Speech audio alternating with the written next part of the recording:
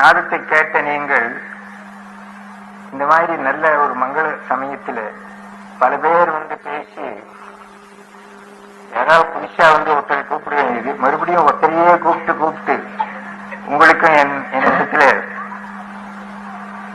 திரட்டு போகும்படியாக சொல்லுகிறார்கள். இருந்தாலும் ஒப்புக்கொண்டு வந்தேன் மங்கள காலமானபடினாலே. நாம் என்ன சொன்னத்தையே தான் மறுபடியும் சொல்லுகிறேன்.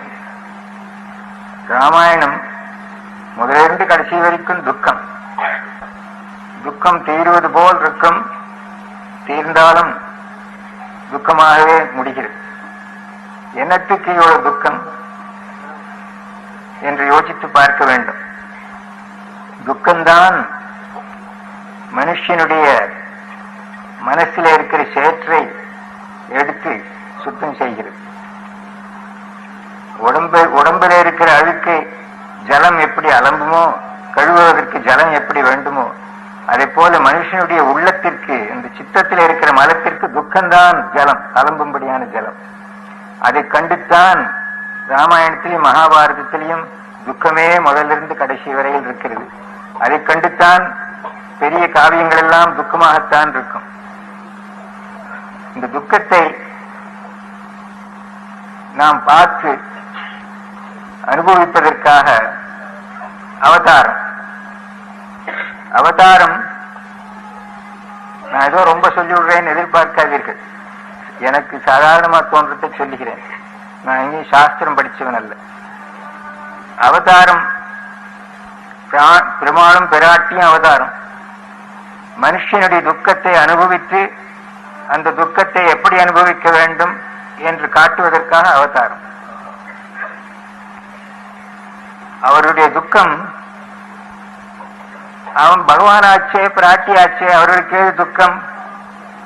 அதை சுலபமாக அனுபவிப்பார், தள்ளிவிடுவார்கள், ஒரு வேஷம் என்று நாங்கள் எண்ணுவதற்கு இடம் கொடுக்காமல், ஒரு மனுஷன் எப்படி அனுபவிப்பானோ, ஒரு ஸ்திரீ எப்படி அனுபவிப்பாளோ, அதை நம்முடைய துக்கத்தை விட அதிகமாக நமக்கு உணர்ச்சி ஆகும்படியான முறையில் நமக்கு புராணம் வைத்து கொடுத்திருக்கிறார். பகவான் ஆச்சே, இதெல்லாம் என்னத்துக்கு தள்ளிவிட்டிருக்கலாமே அப்படின்னு பேசி பிரயோஜனம் இல்லை. அவதாரமே அந்த துக்கத்தை அனுபவிப்பதற்காக. ஆகினால் அந்த துக்க கதை ரெண்டும், சீதையினுடைய சரித்திரமும் அதுதான், ராமனுடைய சரித்திரமும் அதுதான். துக்கத்திலே பலவிதம் நீங்க பார்ப்பீர்கள் ராமாயணத்தில். ஒவ்வொரு துக்கமும் மனுஷனுக்கு வரக்கூடிய பல துக்கங்களுக்கு உதாரணம். பரதன் பிறருடைய, தனக்கு சொந்தம் தாயார் தன் பேர்ல பிரியம் வைத்து செய்கிற ஒரு காரியத்தினால அவனுக்கு துக்கம் ஏற்பட்டிருக்கும். சீதையினுடைய துக்கத்தை பற்றி சொல்ல வேண்டியதில்லை. ஒருவனுடைய அதர்மத்தினால் அவளுக்கு துக்கம். ராமனுக்கு அதர்மத்தினால் உண்டான துக்கத்துக்கு மேலே தர்ம சங்கடத்திலே அப்பப்போது அகப்பட்டுக் கொண்டு பாபமே செய்வதாக ஜனங்கள் அவன் பேர்ல பழி சொல்லும்படியான காரிய சங்கடத்திலே அவனை தான் அகப்பட்டுக் கொண்டு அந்த துக்கத்தை அனுபவிக்கிறார். வாரி சரித்திரத்தை அன்றைக்கு சொன்னார்கள். சுக்ரீவன் அழுத உடனே ராமச்சந்திரன் அழுதான் கூடாங்க. ஏன் அழணும்? வேடிக்கையா? இல்ல வெறுமை வாலி செத்து போனானே, அப்படி அல்ல.